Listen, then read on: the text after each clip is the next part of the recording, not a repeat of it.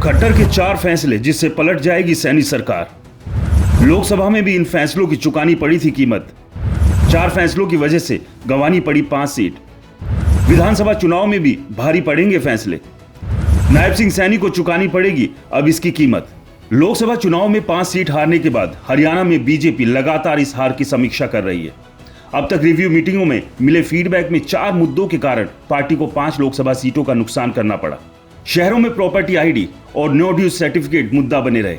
वहीं गांव में परिवार पहचान पत्र यानी पीपीपी और बुढ़ापा पेंशन और सरपंचों की शक्तियों में की गई कमी के कारण नुकसान झेलना पड़ा। विधानसभा के कारण ही लोकसभा चुनाव में इन मुद्दों को लेकर विपक्ष काफी एक्टिव रहा। प्रचार के दौरान इन मुद्दों को लेकर विपक्षी दलों ने माहौल को अपने पक्ष में किया। यही वजह रही कि हरियाणा की 46 विधानसभा सीटों पर भाजपा को हार का सामना करना पड़ा। सरकार को यह फीडबैक मंत्री, एमएलए और पार्टी पदाधिकारियों की ओर से दिया गया है। ये सभी फैसले पूर्व मुख्यमंत्री मनोहर लाल खट्टर के कार्यकाल में किए गए थे। खट्टर ने इन फैसलों को प्रदेश के हित में बताया था, लेकिन अब वह मुसीबत बन चुके हैं। मुख्यमंत्री नायब सिंह सैनी की अध्यक्षता में हुई विधायक दलों की बैठक में विधायकों ने 2 टूक कहा, यदि इन 4 मुद्दों में संशोधन किया जाता तो सरकार की छवि बेहतर हो जाएगी। इस दौरान पूर्व सीएम मनोहर लाल भी मौजूद थे।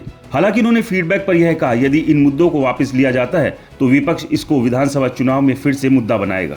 लोकसभा चुनाव में मिले फीडबैक के बाद अब सरकार में मंथन शुरू हो गया है। मुख्यमंत्री ने इसके लिए अफसरों को रिव्यू कर रिपोर्ट देने के आदेश दिए हैं। बताया गया है कि अगले सप्ताह फिर विधायक दल की बैठक हो सकती है, जिसमें इन मुद्दों पर विचार विमर्श किया जाएगा। हरियाणा सीएमओ के सूत्रों का कहना है कि विधानसभा चुनाव में जीत सुनिश्चित करने के लिए सीएम सैनी पूर्व मुख्यमंत्री मनोहर लाल खट्टर के कार्यकाल के दौरान किए गए इन फैसलों को पलटेंगे। हरियाणा में अक्टूबर में विधानसभा चुनाव होने हैं। लोकसभा की तरह विधानसभा चुनाव भी भाजपा के लिए अहम है। यही वजह है कि केंद्रीय नेतृत्व ने 10 साल की एंटी इनकम्बेंसी से बचने के लिए सरकार में बदलाव कर डाले हैं। हालांकि इस बदलाव का लोकसभा चुनाव पर असर नहीं दिखा। अब बदलाव के बाद पार्टी के नए सीएम नायब सैनी के पास 3 महीने का समय है। ऐसे में अब सैनी सरकार के बड़े फैसले लेंगे। हरियाणा में पूर्व मुख्यमंत्री मनोहर लाल के कार्यकाल में लिए गए फैसलों पर यू टर्न में पहला पेच विपक्ष है। यदि सैनी सरकार इस फैसलों को वापस लेती है या संशोधन भी करती है तो विपक्ष विधानसभा चुनाव में इसको मुद्दा बनाएगा। इसके साथ लोगों में इसका गलत मैसेज भी जाएगा। अभी पूर्व सीएम के फैसलों से अधिकांश काम पोर्टल के जरिए किया जा रहा है।